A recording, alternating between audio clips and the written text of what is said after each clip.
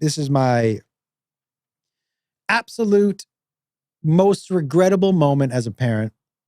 And I would say we all have them. Not what I regret the most, but we all have them. And we all have made mistakes and lost our temper. And so there's no such thing as a perfect parent. And anybody who said I've never lost my patience or my temper with my kid, you're either lying or you're a psycho and you have murdered animals. So we were in we call them the luxury apartments because in LA, and I'm sure other places in the country, they have these things that they're called like the luxury apartments. And you walk in and there's like a shit stain on the wall. And you're like, this is a weird name. Paradise Villa? Really? Is that a blood stain on the carpet? You know? So it's one day, I got the 3 kids.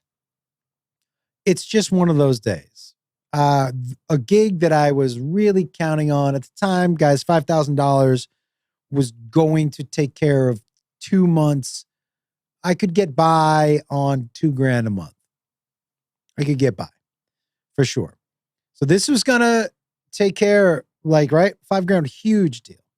It got canceled.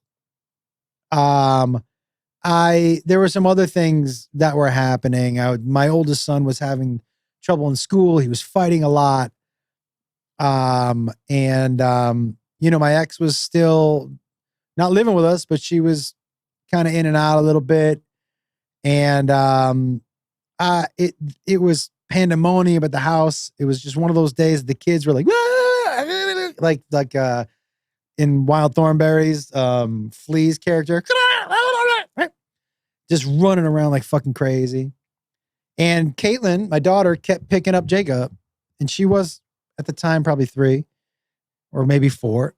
And he was like a year and a half. And I was like, Kate, stop picking up your brother. You're going to drop him.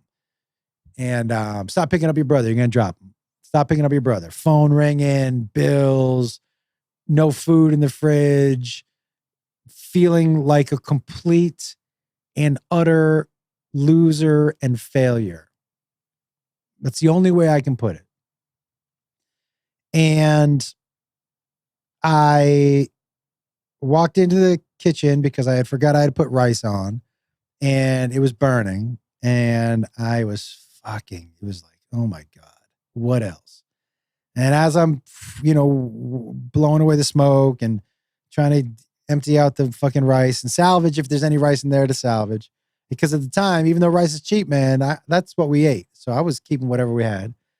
And I heard a loud crash and I heard Jacob cry.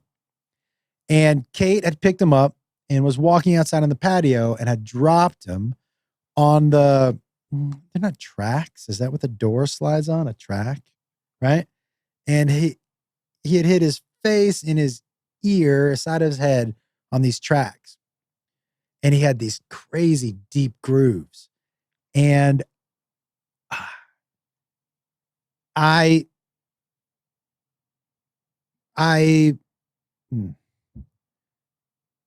just whacked her right in the back of the head.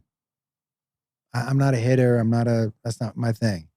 I don't think ruling by fear is a good way to do it.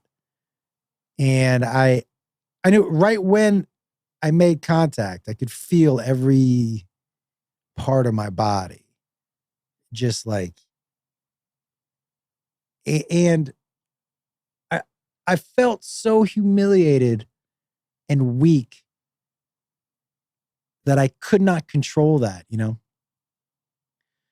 I really beat myself up about it for a long time.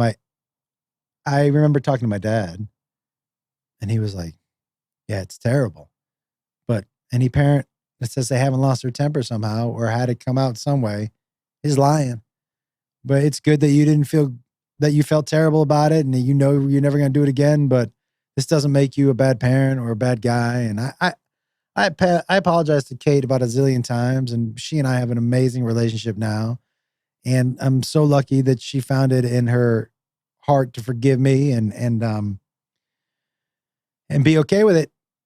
We're not okay with it. I don't know what the words are, but like, you're going to fuck up as a parent. You're going to make mistakes. You're going to do things that you regret. And that's life. And You just have to be better the next time. And I'm not saying I didn't lose my temper ever again. Of fucking course I did. But I handled it better, more maturely. And this is what I'm saying, you know? It's all ups and downs. It's all this life.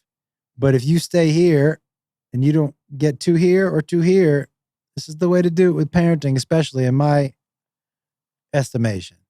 Not my proudest moment as a parent.